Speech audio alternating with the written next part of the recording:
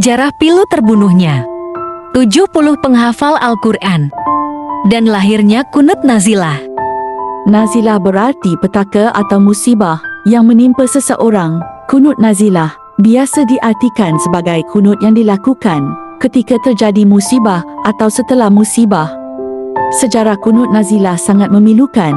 Umat Islam kehilangan para penghafal Al-Quran yang sangat banyak. Tercatat dalam berbagai riwayat sebanyak 70 penghafal Al-Quran terbunuh oleh pengkhianatan sejumlah kaum.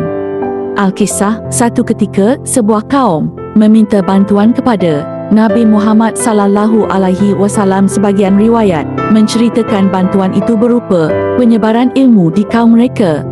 Sedangkan sebagian lainnya adalah permintaan bantuan atau perlindungan terhadap musuh. Menanggapi permintaan itu, Nabi Muhammad sallallahu alaihi wasallam pun menyanggupi dan mengirimkan sahabat-sahabat terbaiknya.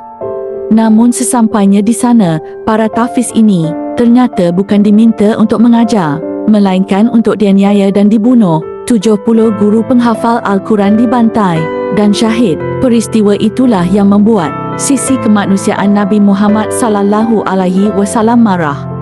Kisah pedih ini diriwayatkan dalam hadis dari Anas bin Malik bahawa suku Rial, Zakwan, Ushayah dan Bani Layan meminta bantuan orang kepada Rasulullah sallallahu alaihi wasallam untuk menghadapi musuh. Beliau sallallahu alaihi wasallam memberikan bantuan 70 orang Ansur. Kami menyebut mereka Qurra, para hafiz pada zaman mereka. Kebiasaan Qurra ini adalah mencari kayu bakar di siang hari dan melaksanakan solat di malam hari. Ketika 70 orang Ansur ini berada di Bir Maunah, mereka dibunuh dan dikhianati oleh suku Rial, Zakwan, Ushayah dan Bani Layan. Berita ini sampai kepada Nabi Muhammad sallallahu alaihi wasallam, maka beliau melakukan kunut nazilah selama sebulan pada solat subuh untuk mendoakan kecelakaan terhadap suku-suku Arab itu, iaitu suku Rial, Zakwan, Ushayah dan Bani Layan. Seperti diriwayatkan dalam hadis, Nabi kemudian melakukan kunut nazilah selama sebulan tiap solat subuh.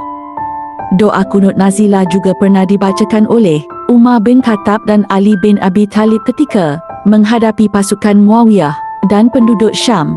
Pernah juga dibacakan oleh Abu Bakar As-Siddiq ketika memerangi Musailamah Al-Kadzdzab dan ahli kitab. Dalam riwayat lainnya, Ibnu Abbas menjelaskan Rasulullah sallallahu alaihi wasallam membaca doa kunut nazilah selama sebulan berturut-turut dalam solat zuhur, asar, maghrib, isya dan subuh selepas mengucapkan Samiallahu liman hamidah di rakaat terakhir. Beliau mendoakan kehancuran Bani Sulaim, iaitu suku Rial, Zakwan dan Ushayah. Lalu orang-orang di belakang Rasulullah mengucapkan amin. Hadis sahih riwayat Imam Ahmad. Meskipun hadis ini dilatar belakangi oleh peristiwa khusus, namun secara keumuman lafaz dapat dijadikan dalil anjuran membaca kunut nazilah saat terjadi musibah maupun wabah penyakit yang menelan banyak korban.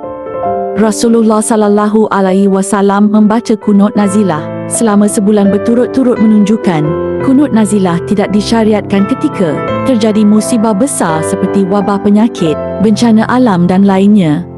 Secara bahasa, kunut artinya taat, diam atau berdoa, sedangkan nazilah berarti musibah besar yang menimpa manusia.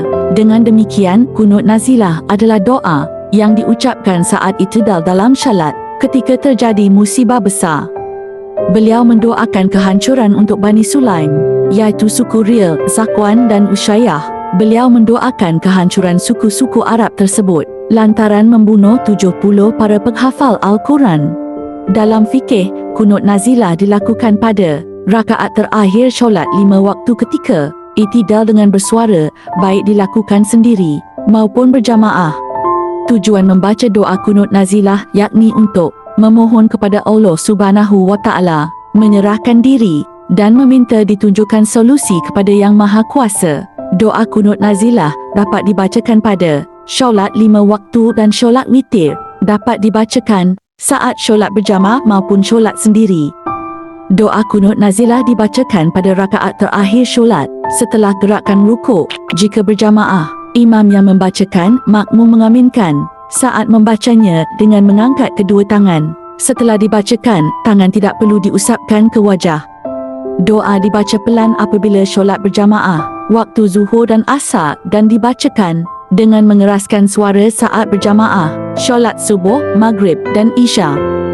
Bagi imam solat yang membacakan doa kunut nazilah, maka harus mengganti kata ganti sendiri menjadi kata ganti banyak orang. Itulah sejarah tentang doa kunut. Semoga bermanfaat dan menambah wawasan.